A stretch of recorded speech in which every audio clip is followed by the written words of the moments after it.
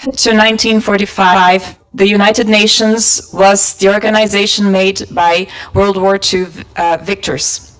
It was the compromise that was possible at the time, and it wasn't ideal, but it aimed towards something, and it achieved a great deal of victories throughout its history. One of the dreams at the time was formalized in the Charter, was the dream of criminalizing war.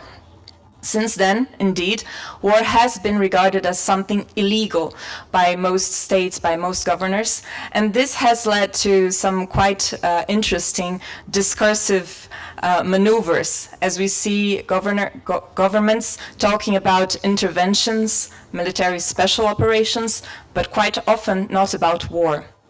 Unfortunately, war has not ceased to exist, not at all. But the mere idea of criminalizing war was in itself an achievement, because nothing like that had been made before that time. The UN has also made great contributions to our understanding about human rights. The very idea of human rights we have today comes from the United Nations work. A century ago, people did not talk about human rights the way we talk today. People did not understand certain basic needs, basic demands of people just for being people. So the United Nations has contributed a great deal to our understanding of the human rights. But since the 1940s, the world has changed a lot, and these victories seem a bit small as we face new challenges and new understandings about old challenges. We have many more independent states in our current world, and these independent states bring new realities and new demands that have not been met. We also have old independent states that bring new challenges and old challenges. As the world has changed, also the UN has changed. It has expanded in quite obvious ways. It has many more member states. It has a larger agenda. It has many more organs dealing with many more subject matters. Throughout the years, it has incorporated many new policies, many new projects. But there have been good changes and bad changes. The bad are quite obvious as we look at the world right now. We see the inefficiencies of the United Nations to deal with the challenges we face. We see blatant violations of the collective security regime and the inability of the UN Security Council to deal with these violations. We have seen in the past few years increases in defense spending around the world, and also increases in violent deaths and deaths in combat. And although many governments do not talk about war, we all know that wars are happening in large scale. So, although we have many bad changes to international governance and many deficiencies, we also have some good challenges and some good changes, and I would like to point one in particular. The United Nations has increasingly become more open to the civil society groups. This is something that a few decades ago we did not have such space for community leaders, civil society organizations to pronounce themselves, to bring contributions, to bring proposals of solutions. And this is something beautiful that we see. And this is where the International Coalition for the Reform of the UN Charter and also the Global Governance Forum come in. They are doing a great job of raising awareness about issues and the importance of changing the UN so that it may better do its job.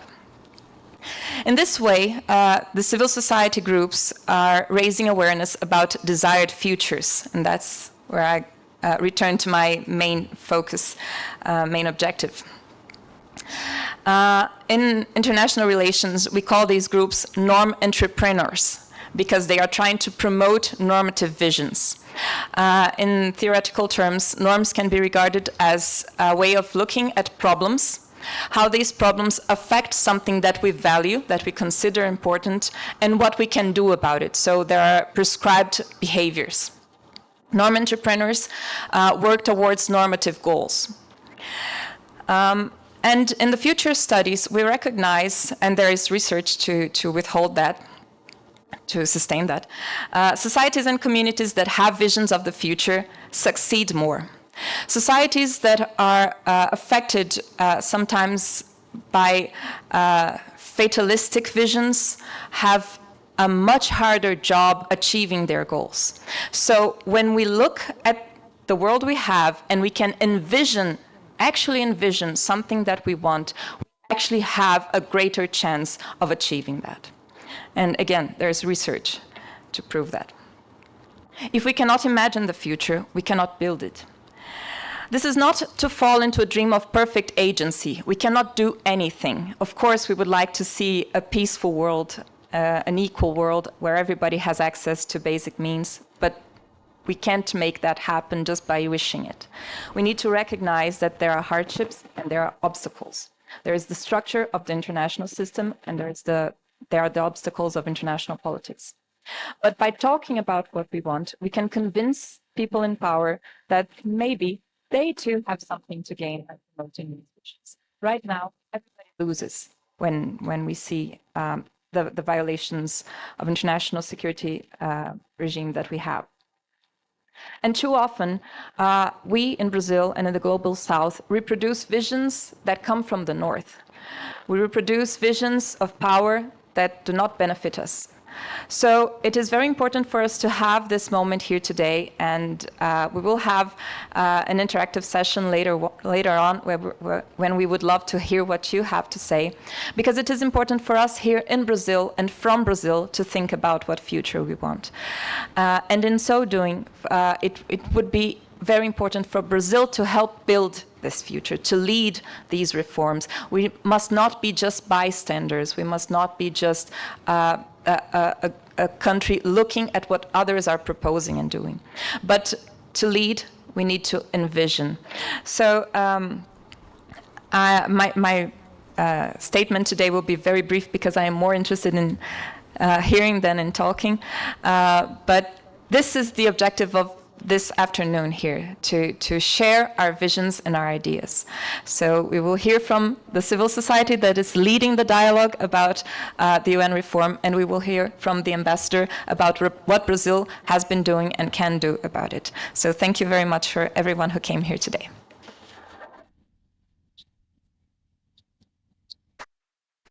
I thank Dr. Gontijo for this excellent presentation. Now, I will turn to Ms. Heba Ali to explain a little bit more about the UN Charter Reform Initiative. Please, Ms. Ali, you have the floor. Hi, everyone. Can you hear me? Yes, okay. It's wonderful to be here today, to be in Brazil and to be with you. I don't know how much you like being called the next generation, but hopefully you will be joining us in building the future, so we're really happy to be able to engage with you. As Patricia mentioned, today we are celebrating 80 years since the UN Charter was signed on this exact date, 26th of June, 1945. And as Raquel mentioned, the UN has served us well. It oversaw decolonization, it helped maintain peace in many post-conflict settings, it eradicated diseases, it advanced human rights, it helped reduce poverty. But today's world is very different than that of 1945. We see new emerging powers like Brazil, where we're very happy to be, as I said, and other members of the BRICS. So that's Russia, India, China, South Africa. And yet the UN is still run by 5 countries who won a war 80 years ago. We see a complete paralysis at the UN Security Council in dealing with, most recently, but it's among a very long list, Russia's invasion of Ukraine, Israel's attacks on Gaza, and now on Iran. We're also facing new threats like climate change and artificial intelligence that the UN is not very well equipped to deal with. And we live, most importantly, in an interdependent world in which national sovereignty, which is one of the core pillars of our international relations, needs to be tempered by the reality that one country's production of fossil fuels or migration policies or disease control systems can have a really big impact on everyone else. So we believe that we need a new governance model for this new world, and yet we are, to use an analogy, using 1945 technology in the modern digital era. So we are arguing it's time for a software upgrade. And for those of us who believe that we need a universal institution to govern global challenges, for those of us who want to see a strong United Nations, we have both a responsibility, but also right now an opportunity to renew the organization at a very historic moment in time. So I'm going to tell you a little bit about our new coalition, which we're about to rebrand actually from the UN Charter Reform Coalition to Article 109. So if you see that in the future, you'll know it's still us. The new international campaign to reimagine the UN Charter. And it's an initiative that began about 1 year ago, first very informally and organically, and over time has become more structured, to rewrite the rules of our international order and make them more fit for purpose for today's world. So what does that mean in practice? Let me give you a little bit of history. In 1945, when the charter was being negotiated, there was so much opposition by the countries that were being invited to join the United Nations to the idea that the 5 members of the Security Council that were permanent, so that's the United States, China, Russia, France, and the UK, would be granted a veto power over all decisions linked to international peace and security. And so they made a compromise and they said, okay, just sign up for now. It's World War II. It's a particular moment in time. And within 10 years, we will revisit this question of the veto and the distribution of power. And so it's actually written into the UN Charter in Article 109, hence our upcoming name, that a Charter Review Conference should be held by the 10th General Assembly of the United Nations in order to review and update the Charter. And in fact, at the time in 1945, when the US President Harry Truman announced the adoption of the United Nations at the International Conference in San Francisco, he said, this charter will be expanded and improved as time goes on. No one claims that this is now a final or perfect instrument. It has not been poured into any fixed mold. Changing world conditions will require readjustment.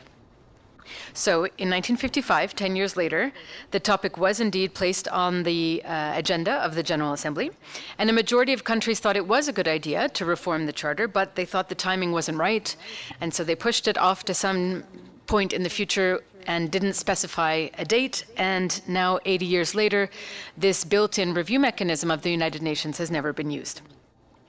So we argue it's very hard to imagine that this is not a time that requires readjustment. As Harry Truman said back in the day, we are watching the international order collapse before our eyes, and in particular, the idea that countries are sovereign and cannot be invaded by their neighbors being completely disregarded. And certainly violation of the very principles of the UN Charter by among others, the permanent members of the Security Council, which are meant to be responsible for protecting this institution. So I think it's time we see the leadership that we saw in 1945 when countries were able to imagine a better world, and to do so before another world war. What we've seen in history is that you have World War I, and then the League of Nations was created as a way out of that crisis. You had World War II, and then the United Nations was created as a way out of that crisis. We hope that we as humanity can be smart enough not to wait until World War III before we build a new system that is more adequate for today. So what we're doing at the coalition is trying to mobilize governments around the world to invoke this article of the UN Charter, Article 109, and call a review conference in which a new charter could be negotiated. And that requires a majority of countries at the General Assembly. So the General Assembly is the body in which every country has a seat and every country has an equal vote. And we would need a majority of 2/3 of those countries to agree that a UN Charter, that the UN Charter needs to be reviewed, as well as any 9 of the 15 members of the Security Council. Which means that even if the permanent 5 members, who may not have an interest in pushing this agenda forward, would refuse, it could still happen because the other 10 members of the Council could support. So we think this is very possible to call this conference, and for that we are already discussing with many countries, and we're here in Brazil, myself, Augusto, my colleague Sofia, to speak specifically with the Brazilian government. We had some very good meetings in Brasilia on Monday, and Brazil has been a real champion of this agenda. You'll hear more about that from the ambassador in a few minutes.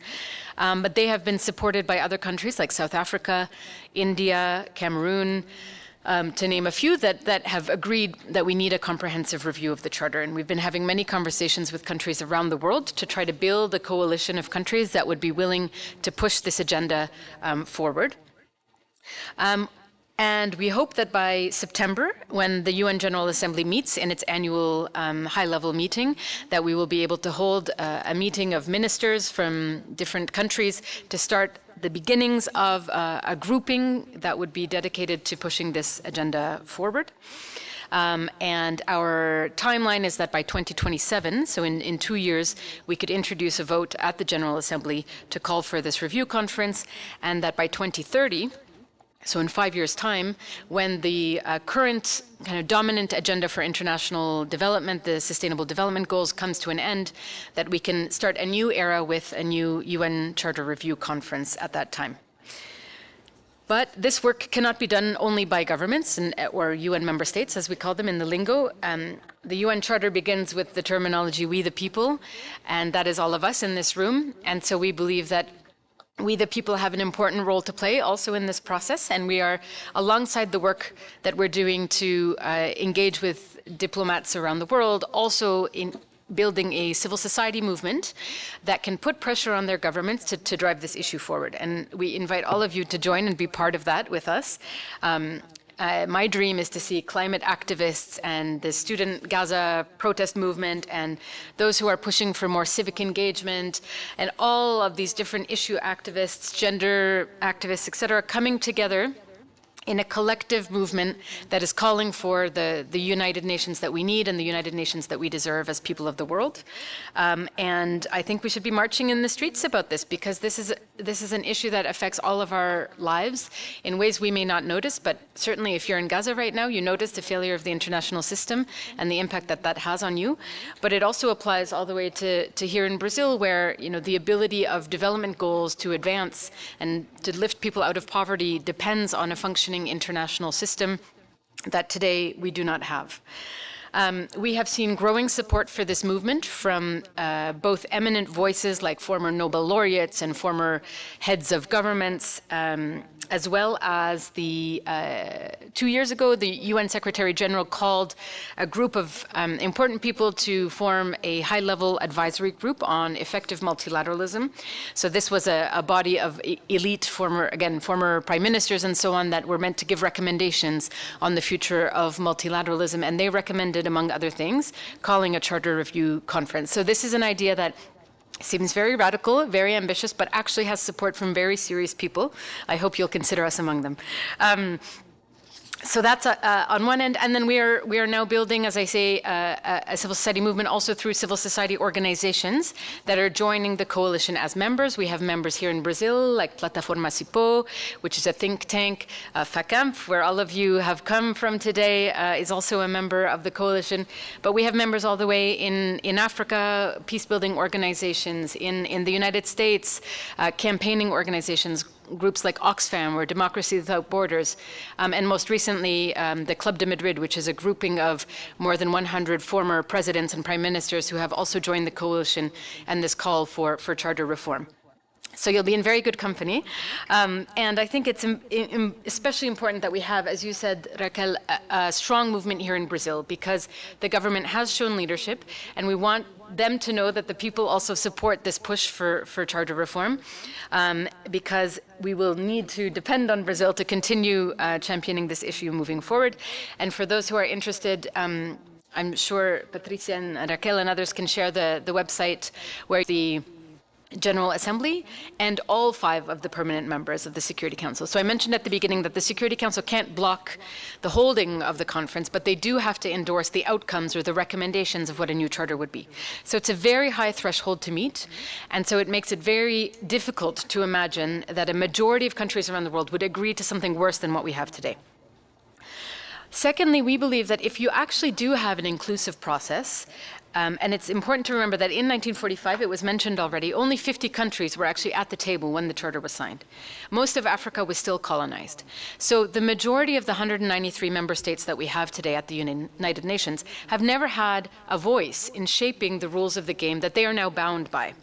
And so if we do have an inclusive process where we can bring everyone around the table and say, let's agree what the rules should be today, that itself can improve the mood and help send a signal that actually we are listening to you, that all of these historical grievances that you have had are being addressed, and thus, enter into more of a good faith process than what we're seeing today.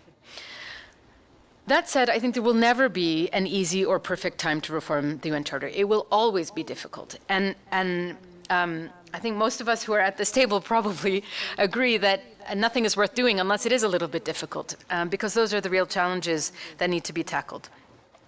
But it is often in times of crisis that reform is most possible, because you don't fix something if it's not broken.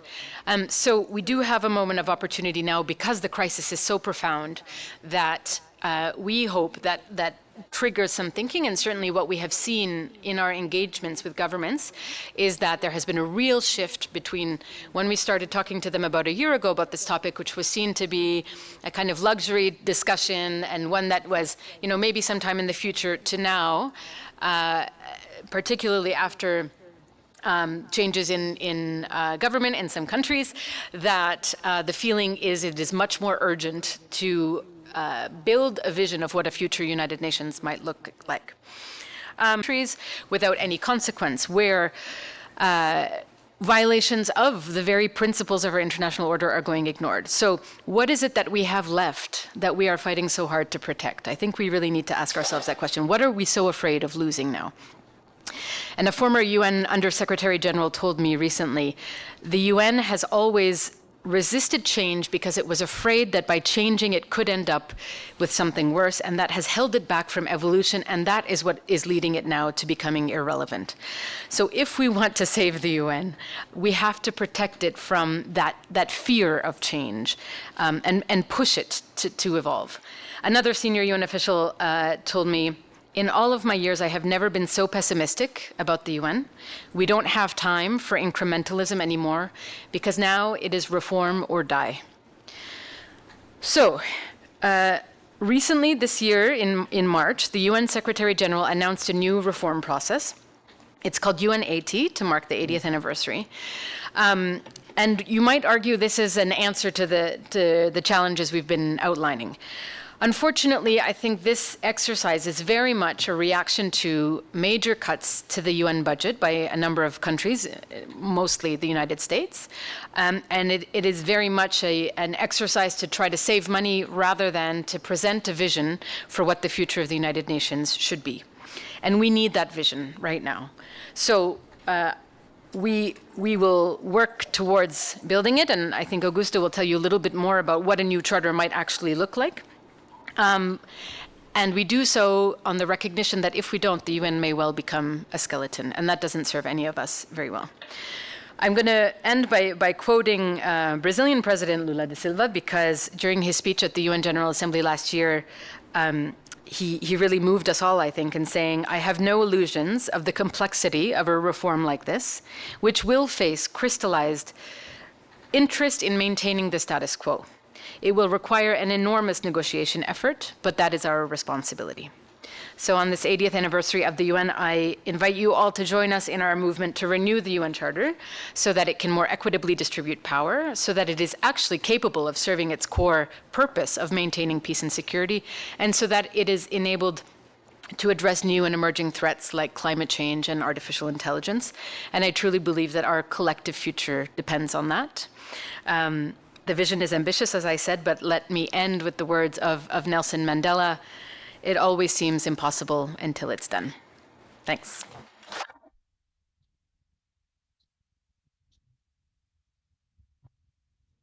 Thank you, Ms. Ellie, for this important presentation and such important messages for us to think about the need to reform the UN Charter and the United Nations. Now, I give the floor to Mr. Augusto Lopes Claros, so he can explain a little bit more about the UN Charter, the second UN Charter project. Please, Mr. Lopes Claros, you have the floor.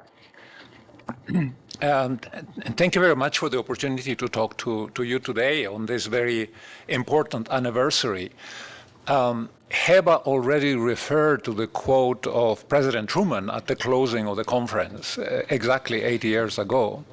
And I think, he was illustrating what seems to me like a very reasonable, very sound principle, right? The idea that institutions need to adapt themselves to changing circumstances. In fact, he gave the example of the US Constitution, which by 1945 had been amended like 20 times, right? Remember, in 1920, the US Constitution finally gave the vote to women in the United States. Imagine if that hadn't happened, right? What kind of credibility would that document have? None whatsoever, right?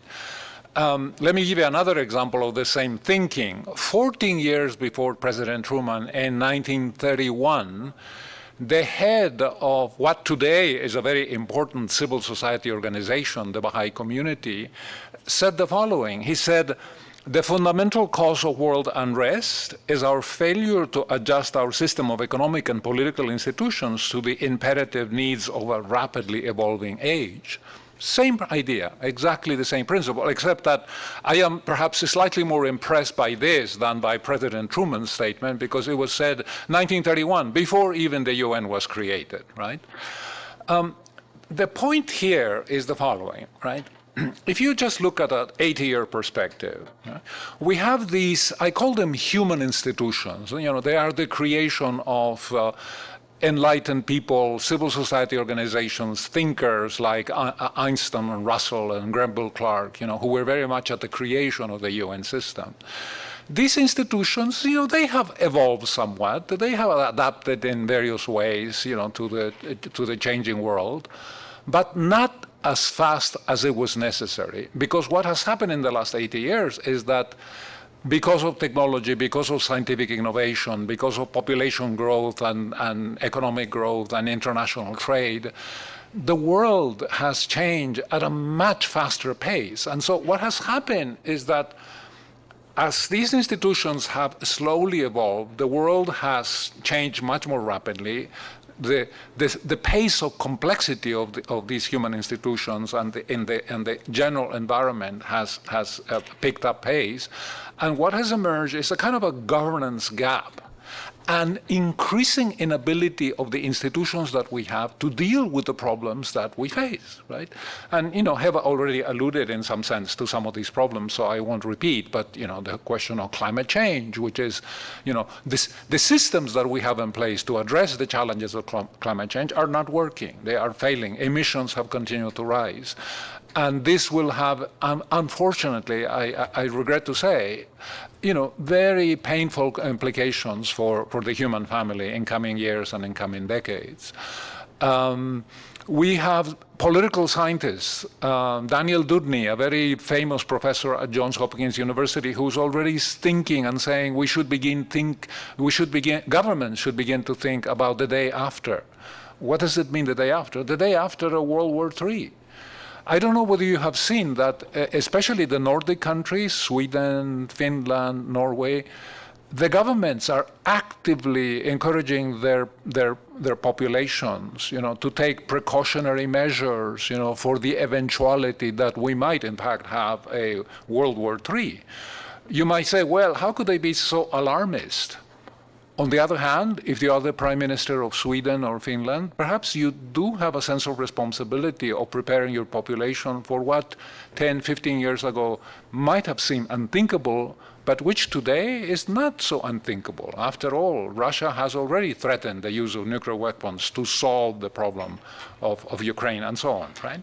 So it's really this context that a couple of years ago, 3 years ago, led the Global Governance Forum to convene a group of experts. First, to make the case for the idea that the time had come to rethink our global governance architecture and to perhaps to modernize it by amending the UN Charter. That was a paper that we published in 2023, and I'm very happy to tell you that your professor here, Patricia Rinaldi, has been part of that group that has worked on this project. And then having made the case in 2023 that we should amend the Charter and that we should call for a review conference, an Article 109 review conference. In the next 10, 12, 15 months, we actually asked ourselves, if we were to amend the UN Charter, what would it look like? What are some of the reasonable proposals that could be put on the table? What are some of the reforms that could be embedded in the new Charter? And last September, 2 days before the Summit of the Future, we came up with a revised version of the UN Charter. This is an annotated copy. What does it mean, annotated? That it has commentary. We justify the reforms that we are proposing by appealing to history, by appealing to rationality, by appealing to common sense, and by appealing to the accumulated body of knowledge which has built up over the last many, many decades from very insightful thinkers who have given thought of what a new charter could look like. So let me spend the next few minutes telling you a little bit of what is in the charter. We have several kinds of changes. We have something that we call legacy updates, which is the easy part. We eliminate from the Charter a number of chapters which deal with the trusteeship system. The process of colonization is over, so we don't need those chapters anymore. They're really dead letter. You read them and you say, well, what's with the perspective of 2025, what is the meaning of this, right? It's history, but it's not relevant today. We eliminate references to enemy states, Germany, Japan. It's such an anachronistic concept, the idea of an enemy state, especially for countries like Germany and Japan, which are huge funders of the UN system, among the most generous, throughout the last many decades. But then we also do what we call normative advances. There are parts of the Charter which just need to be upgraded. The concept of gender equality, for instance, needs to be, the Charter needs to be modernized in that respect, so that we can avoid situations like 4 of the 79 presidents of the General Assembly have been women, right? This is just not acceptable in the 21st century.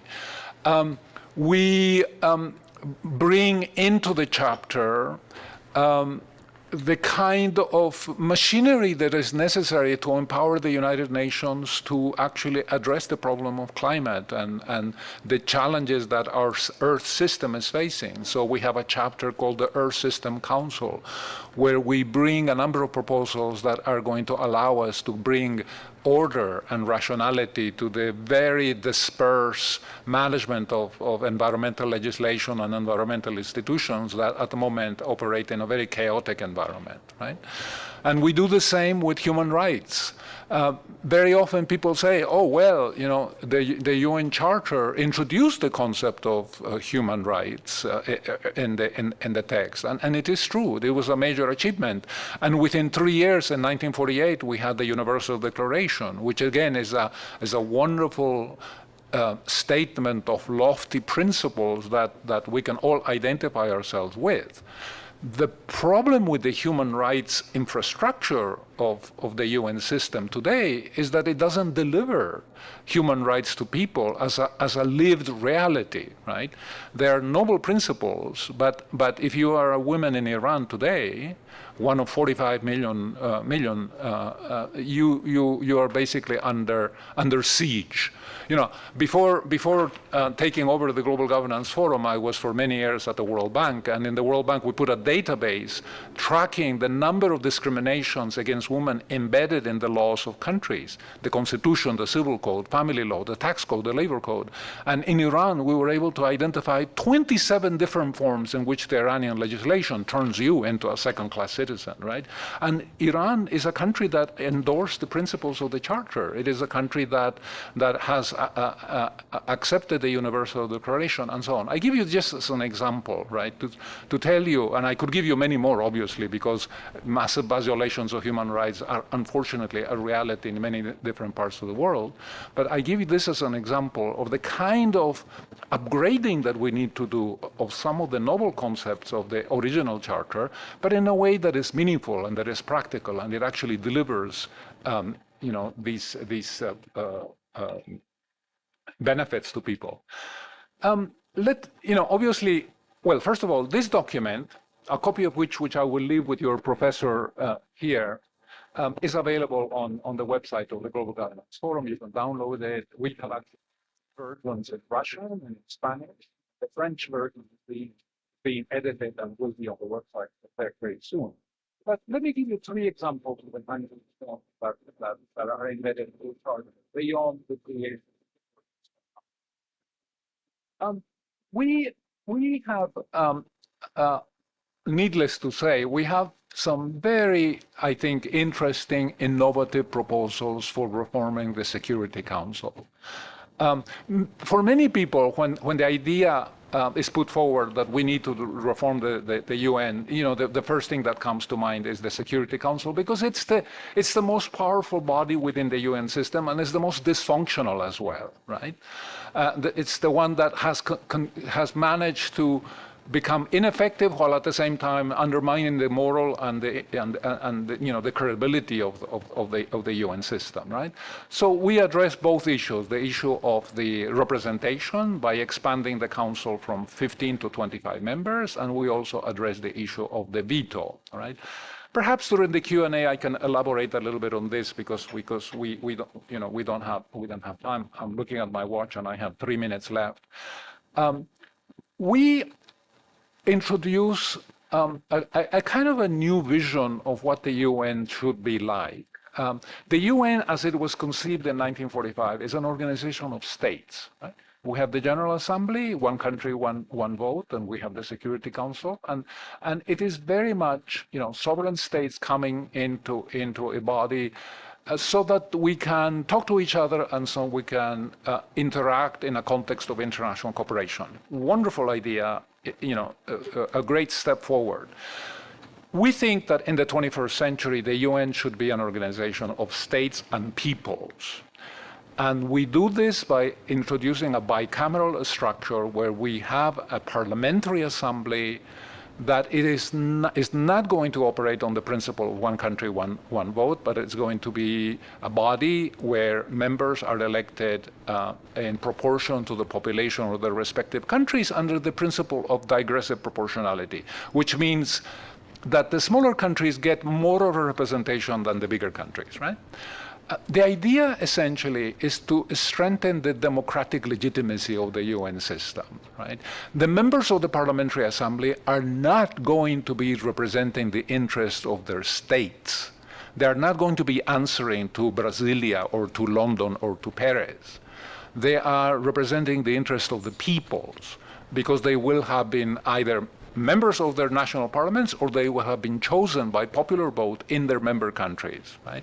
And so their function is going to be different than the functions of the ambassadors who serve in the Security Council, who typically are there to defend the interest of the state, right? So we're trying to rebalance the system in some way. I want to mention that although it is not included here, we have also revised the statute of the International Court of Justice, and if you go to the website, it is there. There is a revision to that particular statute, and here we have a couple of innovations. We introduced the concept of appellate jurisdiction. This is very fascinating, and I will conclude with that. We live in a world in which we have let me give you an example, right? We have the United States, Mexico, Canada trade agreement, right? And they have their own set of rules, that regulate sort of trade disputes among them. But we also have the World Trade Organization, that has exactly the same attributes, right? In a case in which these two bodies, right, issue rulings which are contradictory to each other, what we're saying is that the International Court of Justice should be the ultimate court of appeal, right? And that their decision should be binding on members, right? That is the concept of appellate jurisdiction. It's a new entity. It's not in the original charter, and we have introduced it in the charter. I could say more, but I will not because I'm respectful of my time constraint. And since Seba skipped a couple of minutes, I have done the same, which is, I think, okay. All right. Thank you very much.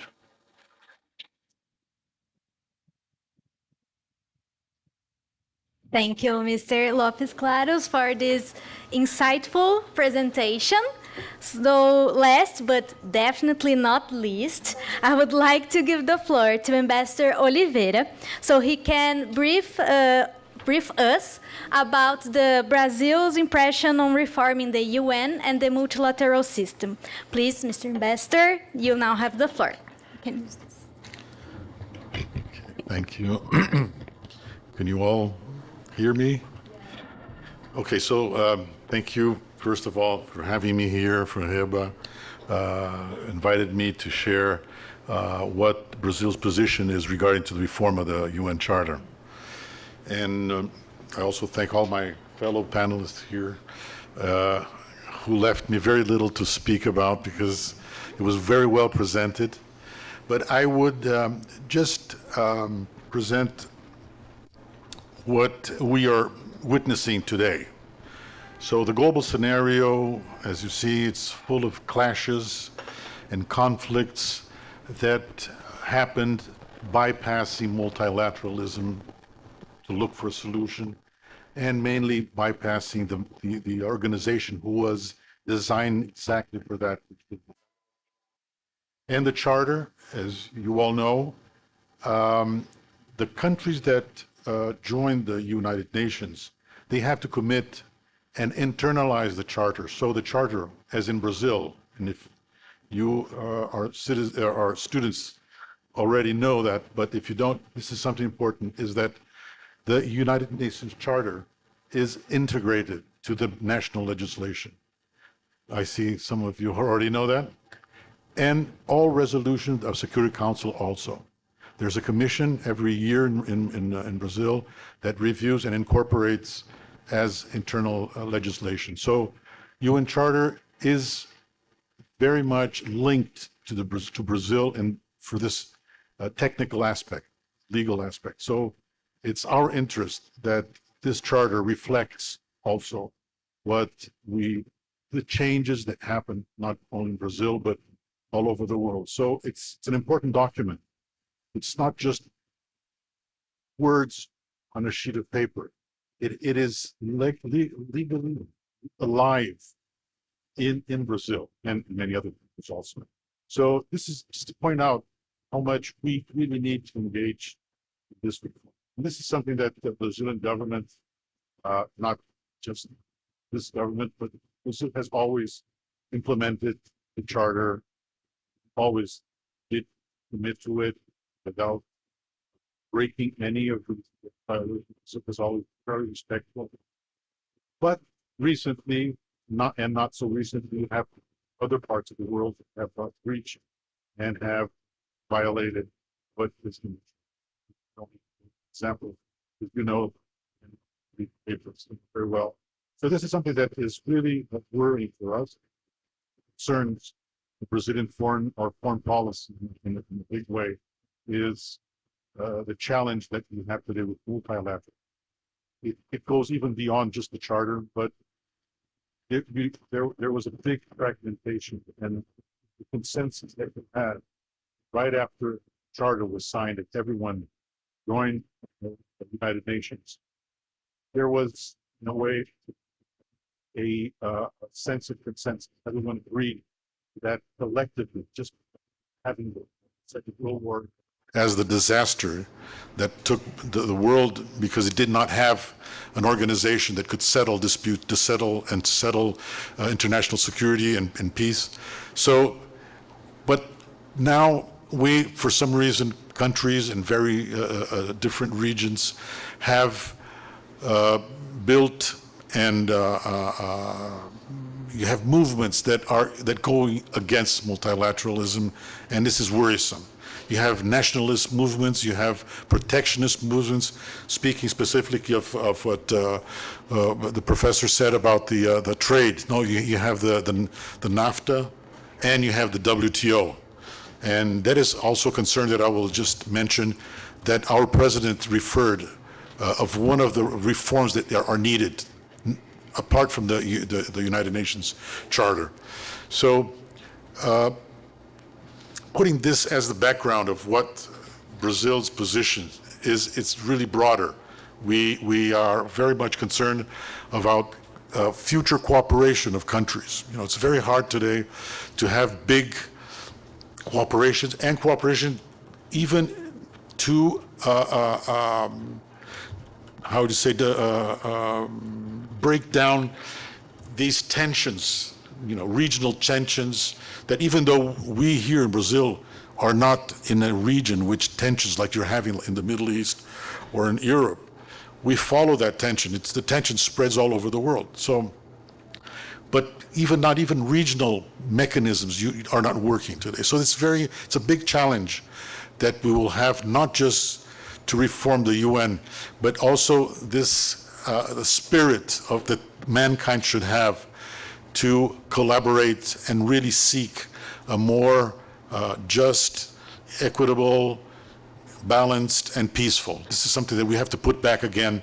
on tracks for humanity. So part of this this concern that our foreign policy has with the multilateralism, UN Charter is part of that. It's one of the pillars that we wish to at least see if we can, with what Brazil can have initiatives to bring together other countries. So this is something that we're trying to do what is possible. So going back to what was already mentioned here, President Luiz Inácio Lula da Silva in the United Nations General Assembly last year, he referred specifically to this, and I'm going to quote something even more dramatic than what Heba said.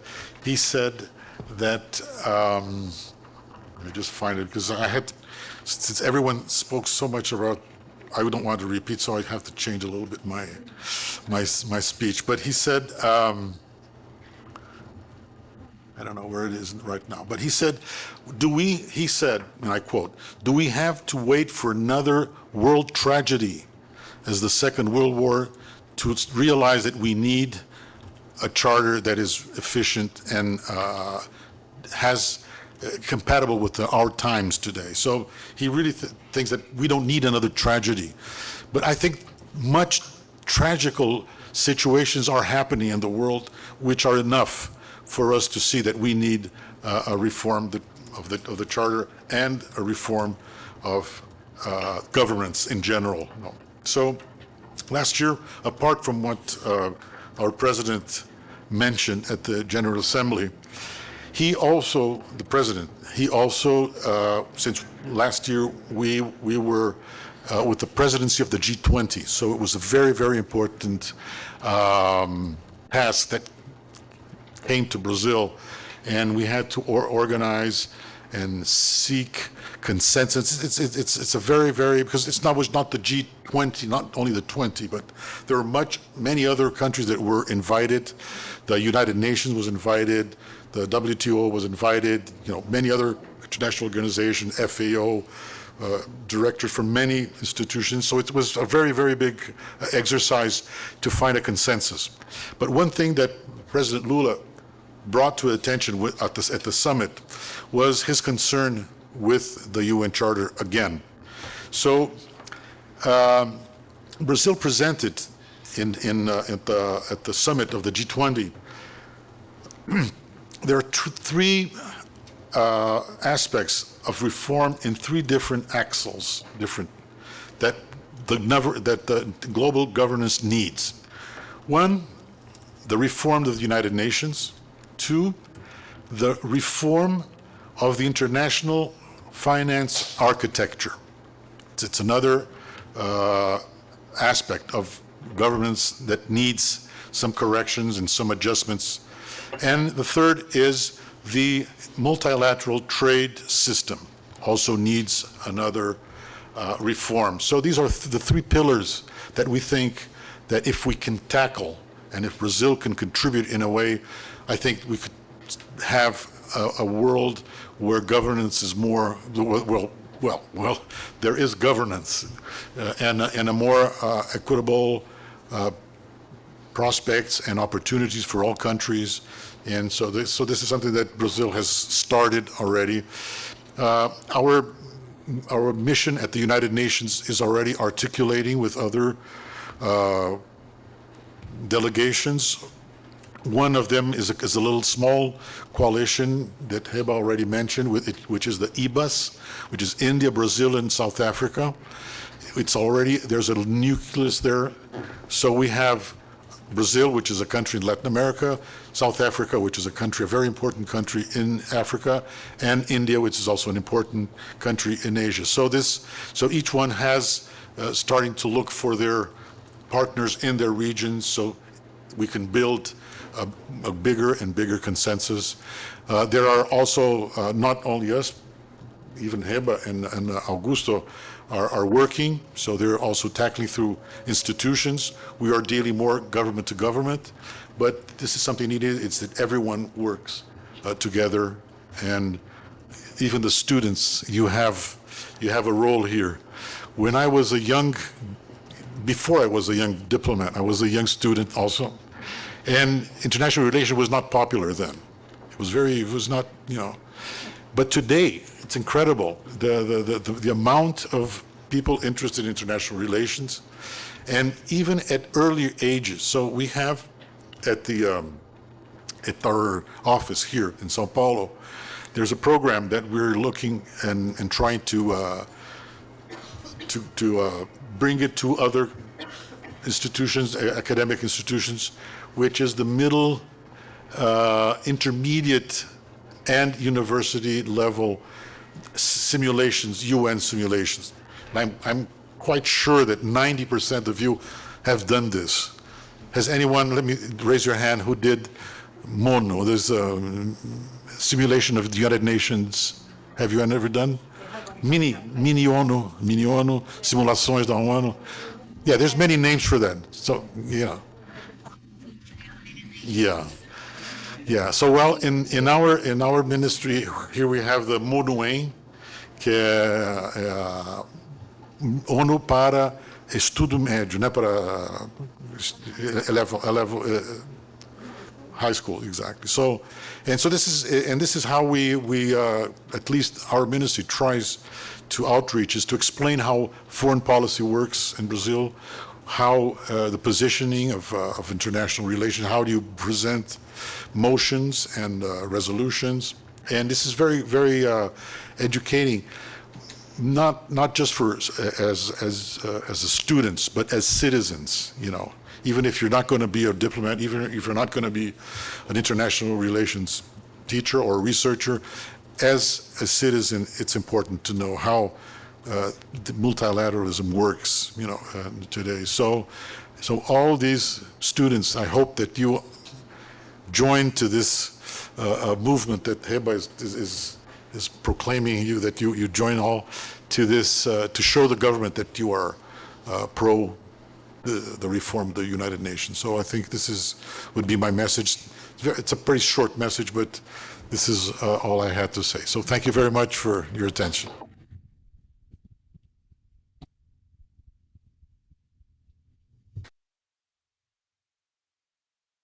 Thank you, Ambassador Oliveira, for these important remarks, including Model UN. We'll talk a little about this later.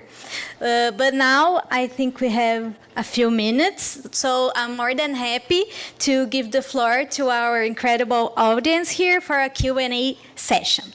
I will take questions in round of 3, so the speakers can answer them, the questions together, okay? So I kindly ask Maria Paula to help me with the microphone logistics. It's okay? Yes? Okay, thank you. So let's start the Q&A session. Please raise your hands if you have any questions for our speakers. I have 2 questions here, 3 questions. So Antônia, Kayane, and Letícia.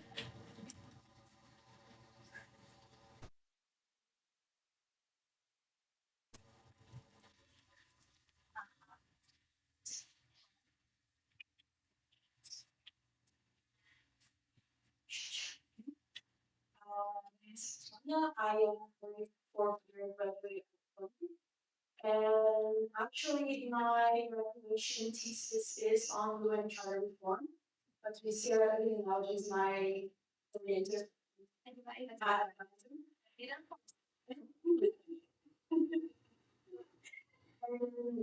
one question is more how I would work. I am talking about UN Charter reform on the point of view of the small island development states. And other events are based on their climate change agenda. And here we talk a lot about the lack of capacity of the UN to actually take active action on the climate changes challenges. So I would like to ask how, and also with the lack of action of the member states. So I would like to ask how are what are the present proposals to explain the UN actions on this urgent agenda related to climate change?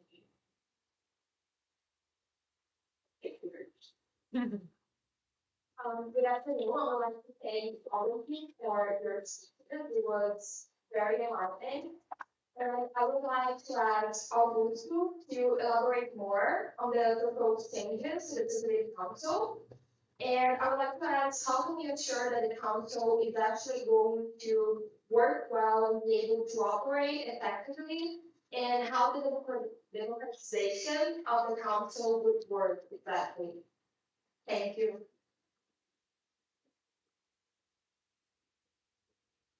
Hello, good afternoon. My name is Letícia. I'm a second year of the Instituto of PUC-SP. And first of all, I would like to thank all of you for your very inspiring speeches. And my question is directed to Mr. Status, because you said about the UN Charter proposals of changes that you revised. But if anyone else has a comment on my question, I would love to hear it. But you were saying about gender equality in the UN Charter and how you researched that in the IRN. There are 27 different elaborations on the law that minimize the power of women, the value of women. And I would like to ask, how can we try, because a lot of their explanations to this is that it's part of their culture and it's part of their religion that the women are submissive. And how can we try to defend that this is not a valid explanation to minimize women?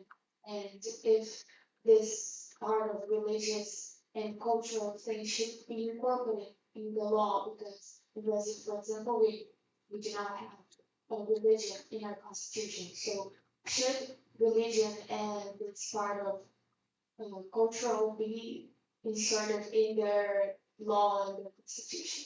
Thank you. Thank you for your question. So which speaker would like to begin? Mr. Augusto, please. Okay. Let me, on the issue, I'll take Security Council, climate, and then gender, very briefly. On the Security Council, I didn't go into the details, but it might be worthwhile for me to just give a 1-minute summary, right? I said that we would increase it from 15 to 25. No, you didn't say, actually. You didn't say. Okay. So we are increasing we're dealing with the issue of representation by expanding the Security Council from 15 to 25. Incidentally, I don't know whether you know this, there are 62 countries which have never served on the Security Council. So the issue of representation is really very urgent, right?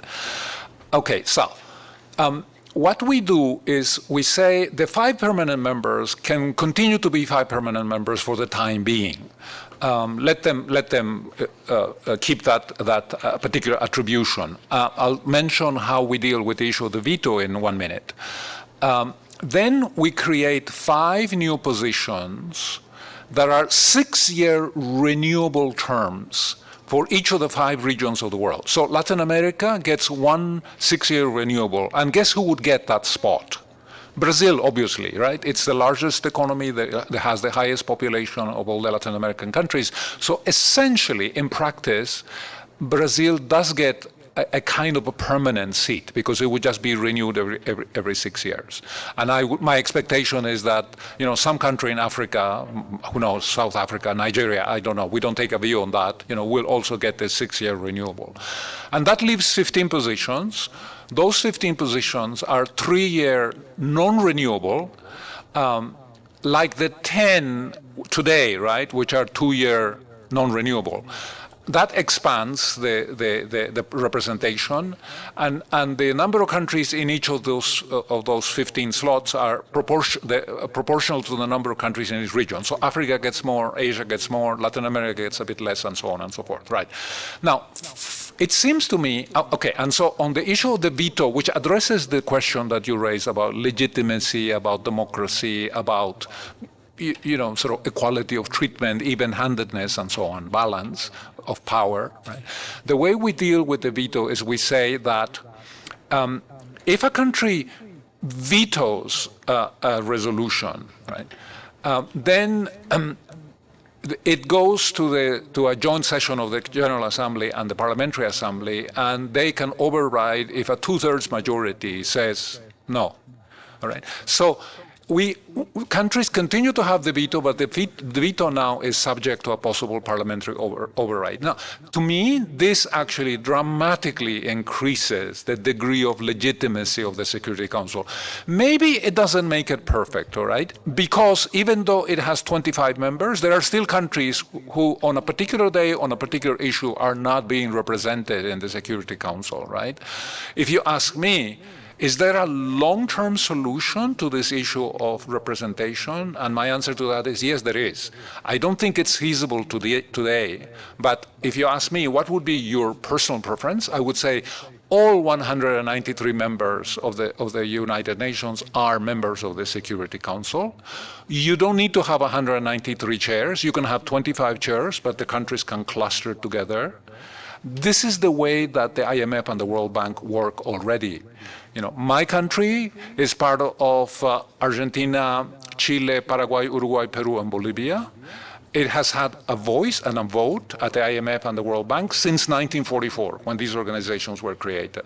It is a small voice because it is a small country. They work on the principle of weighted voting, right? So there are ways, there are imaginative ways to improve the system, which today, in my view, is bankrupt. It doesn't work anymore, right? Okay. On the issue of climate, do read the chapter on the Earth System Council in the Charter, right? One of the problems that we have with the UN is lack of funding. We don't have the resources, right?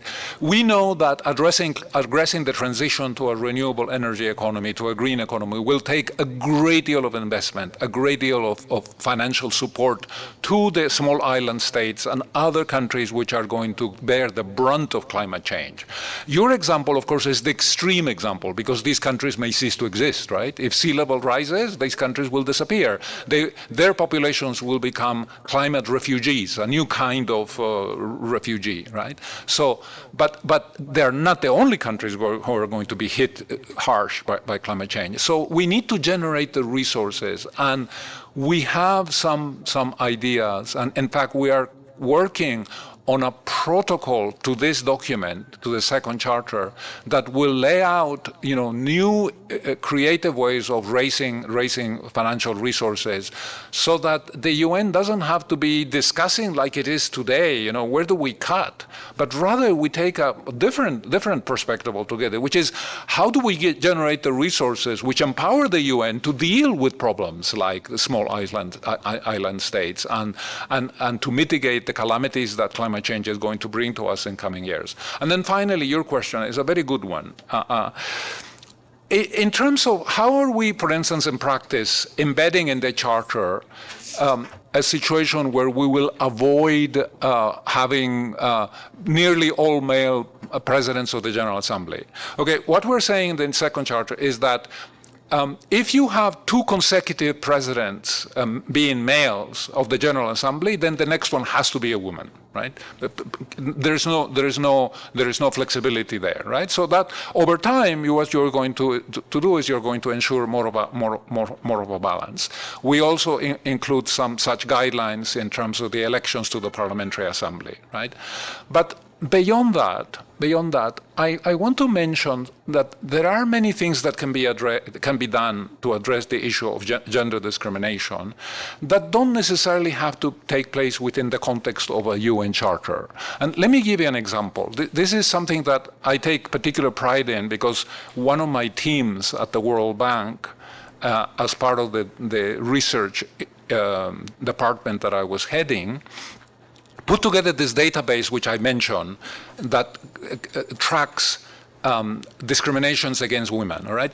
I'll give you an example of one country, imperfect like other countries in the world, which in the last, I would say, 10 years has made dramatic improvements in sort of strengthening the framework for gender equality. And this is the United Arab Emirates, right? Back in 2015, when we looked at the data, the United Arab Emirates was no better than Iran, which is saying a great deal, right? In other words, it was just the statistics, the forms of discrimination against women were absolutely horrible, right? And we used to publish the data every couple of years, and it was an embarrassment to many countries which were trying to convince to the rest of the world that they were modern, that they wanted to become hubs for the latest technologies, that they were welcoming foreign direct investment because they were on the cutting edge of modernity, right? How can you do that while at the same time the World Bank is saying that you're discriminating against half of the population in the most incredible ways, right? At some point they realize, hey, this is inconsistent, it is incoherent, we cannot do that, right? And so they moved to reduce and eliminate many of these restrictions. And when you look at the data for UAE today, it is not Denmark, okay? It is not Canada or New Zealand, that's for sure, all right? There are still many forms of discrimination against women, but on a comparative basis, compared to 2015, it is a lot better. It's a lot better. And therefore, data can be a very powerful catalyst for change, right? And that does not involve the UN Charter, right? It does not involve the UN system. It does involve the World Bank, which is one of the agencies of the original UN system, right? But we can do these kinds of things, outside of the UN Charter in a way that addresses this concern. It is absolutely essential. I think that I am personally persuaded that until we move to a world in which women are fully politically and economically empowered, we will not have peace. We will not have security. The evidence is overwhelming to support that thesis, right? And we're not there yet. 11% of the 193 members of the United Nations have prime ministers or heads of state that are women, right? So we still live in a very male-dominated world, and I think it's one of the great challenges that we have. We have tried to take one step in the right direction here, but there's a great deal more that can be done. Maybe I'll just say very quickly, I think any changes to the new charter on the question of gender will still have to balance national sovereignty to some extent. So the idea that other countries are going to tell a country how to run their internal affairs is extremely controversial. And I think we should also be very aware of some of the double standards at play when we talk about women's rights in other countries. So for example, when the United States was criticizing the Taliban for how they treat women while making abortion illegal, there's other interests at play sometimes in how those things are framed. On the Security Council, just to flag that there are other proposals as well, and recently one that has actually become reality was proposed by Liechtenstein, which was that any time a Security Council member uses the veto, they have to explain themselves to the General Assembly. And it was a way of trying to create some accountability. I think there are mixed reactions to how successful that has been, because it almost gives those members a platform to just repeat what they said in the Security Council without any space for challenging or criticizing, but at least it's a first step. And other proposals that have been pushed by France and Mexico, I believe, is that the veto can't be used in cases of mass atrocities. There's also a push, it's already in the charter actually, that you can't use the veto in conflict of interest, but that happens all the time. So there's a push to actually try to enforce that, so that if Russia is invading Ukraine, it can't then veto a resolution criticizing Russia for invading Ukraine. And then there's some proposals that say if you use the veto, it only stands if you have a second or third member of the permanent five supporting that veto. So there are a number of ideas around limiting that. And then lastly, on climate, Augusto mentioned it in his earlier remarks, the idea of establishing an Earth System Council or a Climate Council that would be equivalent to the Security Council, so at the same stature, and that this would replace, and this is actually an idea supported by Brazil as well, replace the COP systems, so these annual meetings in which countries gather once a year, have a bunch of discussions and then go away and there's no enforcement, that it would be a much more centralized and less fragmented governance over climate. No? Raquel? Oh, okay. I would like... Oh. Hi, okay. So just a quick comment on particularly Leticia's question, and I would like to emphasize what has already been said. We want a more democratic UN, not a more authoritarian UN. So when we talk about domestic issues like gender equality, we must be very careful not to impose a certain worldview, because what kind of worldview wins out is also about power imbalances in the world. And also, as Heba said, states are sovereign. So as we discuss how to reform the UN Charter, we must recognize that reforming the UN Charter is not a panacea that will solve all problems in the world. And also, if we push for reforms that states are against, or many states are against, we run the risk of emptying the UN further. This involves human rights issues like gender equality, but also the UN Security Council reform, because there are power politics in play. And if great powers in the world do not feel adequately represented in the UN Security Council, they will just step outside and keep their power relations going as they have.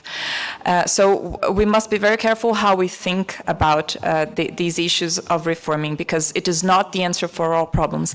And then I would like to invite you all to reflect that there are other ways where you, international relations graduates, can help build the world we want beyond reforming the UN Charter. We need activists. There are no shortcuts. If we want gender equality in the world, we need to convince people. That's the way forward.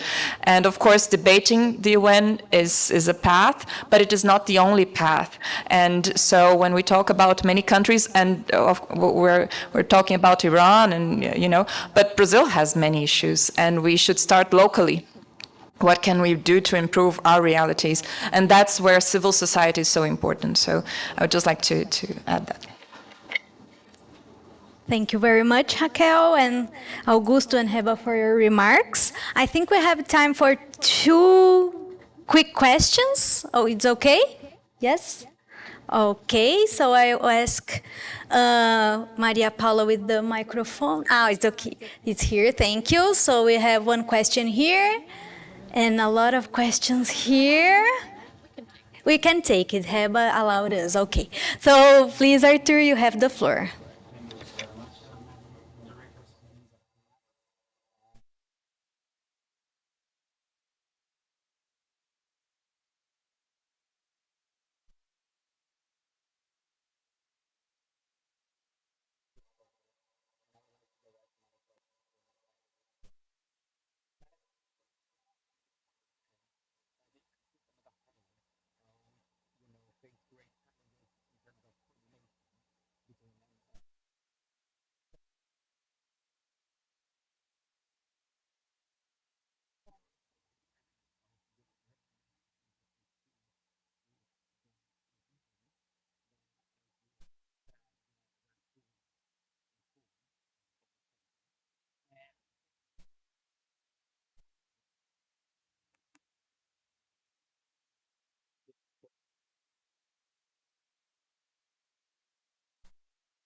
Thank you. So next question, please.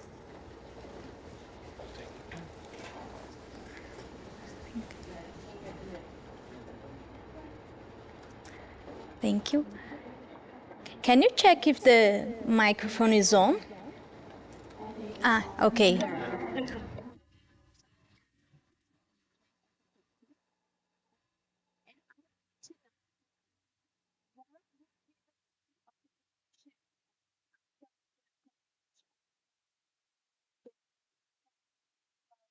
What would you do really do after we can, because we will do the UN Charter? Thank you.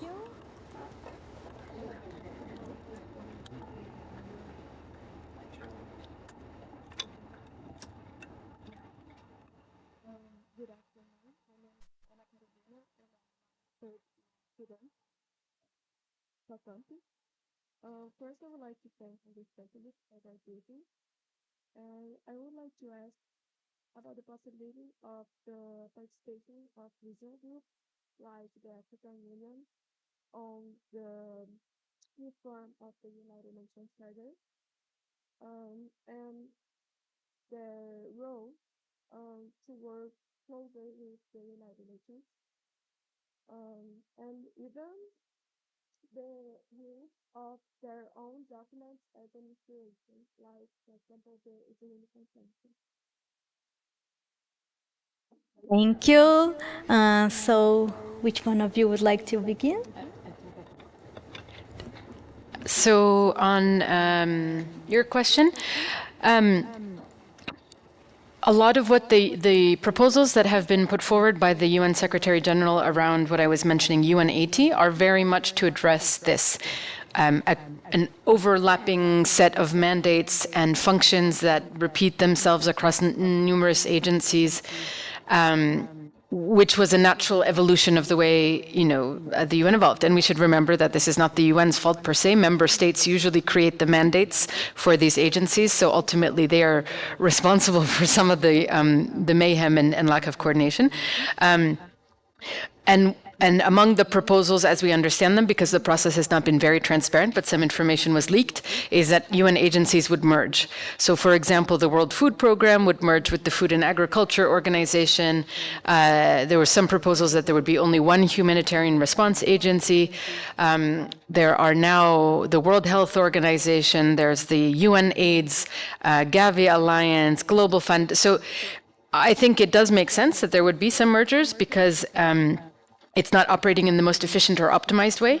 But what we would argue is that first you should start by agreeing what is the ideal architecture or governance. So for example, in the climate question, what kind of governance do we need? And then let the organization of the agencies flow from a vision of what the foundations should be. And now we're doing it a bit the other way around, where we're starting with merging and cost savings and so on without actually having a discussion about the fundamental vision of what should the UN's function be today. Because some argue, in fact, the UN should not be doing program delivery. You can have local organizations doing that. The UN should focus on setting norms, on providing technical advice, but not on, giving out tents and bags of rice in a crisis zone.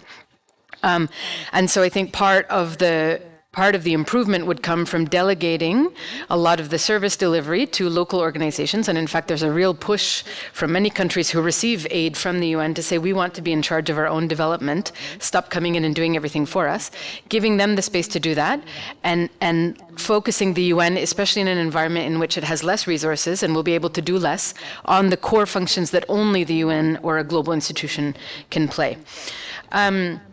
On the question of what to do after, we would party, I think, and celebrate, because it's going to be a long, hard work before we get to that stage. But I agree. Thank you for your confidence. We do believe it will happen, and we often imagine that day with great smiles on our faces. But there will be a phase. We see the coalition having three phases. One is right now mobilizing countries to agree to the charter reform process. Once we actually have a review conference, then there's a phase of putting forward the proposals of what should be negotiated. And that's going to be actually that will be the most difficult phase, because there will be many different opinions about, the different proposals, and to create some consensus is going to be a big task that hopefully Brazil will help us achieve. And then the third phase is the phase of ratification.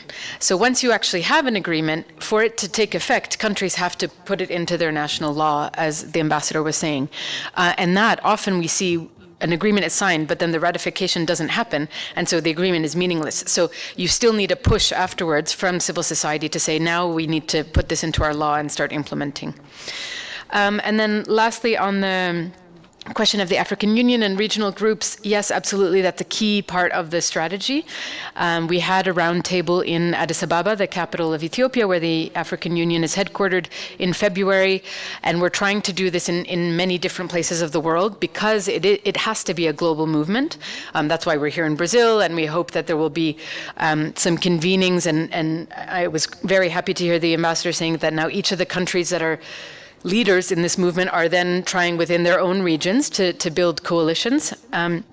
The other advantage of this, particularly when it comes to the African Union or the African group, is that countries vote in blocks usually at the United Nations. So getting an individual country to support can have limited effect if the bloc that country belongs to is not supporting, because it will only vote alongside the bloc. And if you can get the African bloc to support, that is a huge number of countries that allows us to make very big headway towards the majority that we need. And it means that when, and now I get a bit political, but we have seen in past negotiations where those who have the most to lose, so countries in power, and in this case probably some of the members of the permanent 5 Security Council members, they at the last minute, the day before the vote, go to each of the countries and try to tell them, oh, if you vote in favor, we're not going to sell you weapons. If you vote in favor, we're going to cut off your aid. And so part of the way of locking in a sense, the vote is to ensure that the regional bloc already has a position and the countries can't change from that position. On the Isolini consensus in particular, that's quite a controversial issue. I think non-African, so the Isolini consensus, for those who don't know, is an agreement that the African countries made about how they would approach Security Council reform. And it demands that Africa has 2 seats on the Security Council, but it doesn't exactly explain how those 2 seats will be allocated. And so many other countries think that's what's blocking Security Council reform from happening, because Africa hasn't decided who the 2 seats are. I think African countries would say that when people say that, it's because they're actually trying to distract from the fact that they never want Africa to have those seats in the first place. So I think the Isolini consensus is seen as a bit problematic by some, and we need to figure out how that kind of evolves with the times, or at least kind of can feed into processes rather than being a position that blocks progress. But that's the kind of thing we need, where the African countries can come together and have a joint position on this.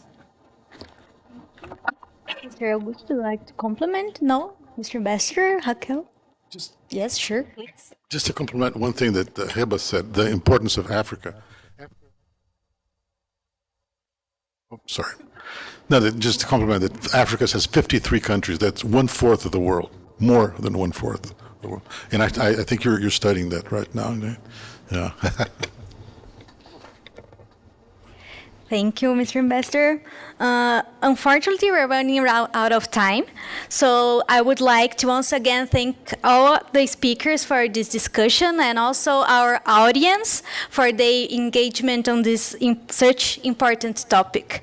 I would like to take the opportunity, since Mr. Ambassador gave me the space for this, to invite all graduate and undergraduate students from Brazil and abroad to join us at FACAMP Model United Nations, or FAMUN, to review the UN Charter. We are doing this in partnership with the UN Charter Reform Coalition. You want to? Do it again. So please, diplomatic claps.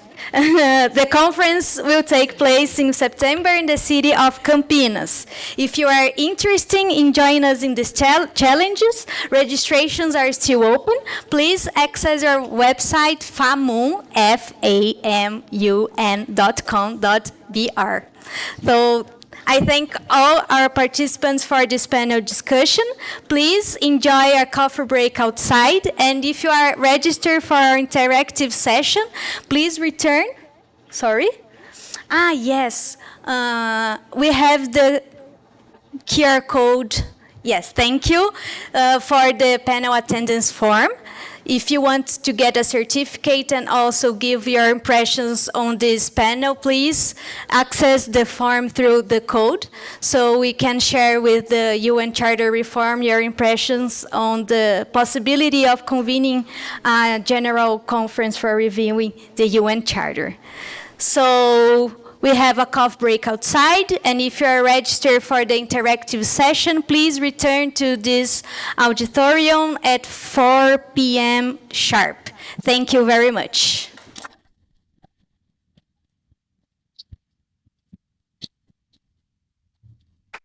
Thank you very much.